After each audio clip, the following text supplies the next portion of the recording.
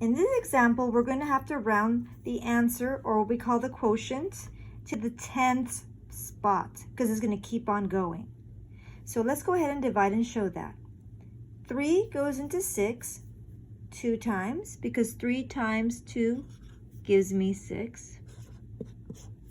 When I'm done subtracting, I bring the next number down. That's a 0. I'm not going to put it there. 3 goes into 7. It goes into it twice. Again, I cannot go higher than twice because 3 times 3 is 9, so that's too big. We're going to use 2.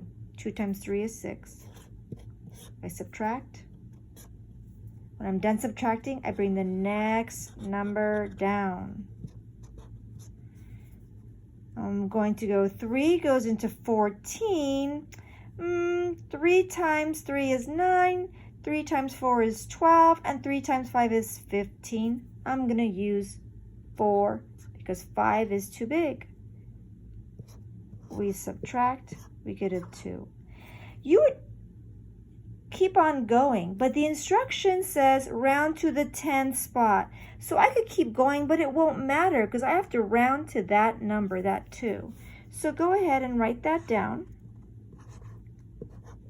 I'm going to underline the 10th spot, and the rule is if it's 5 or greater, the number I underline, which is the 10th spot, rounds up. If it's less than 5, then it just stays the same. Notice that the guy behind, the one that's on the scale here, is 4. It cannot magically round this guy up. So the 2 stays the same, and this one is not being underlined, so it stays the same. The only one that can change is the one I underline.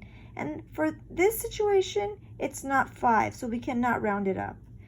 That would be my final answer. This guy goes goodbye, and 2.2 is what I have.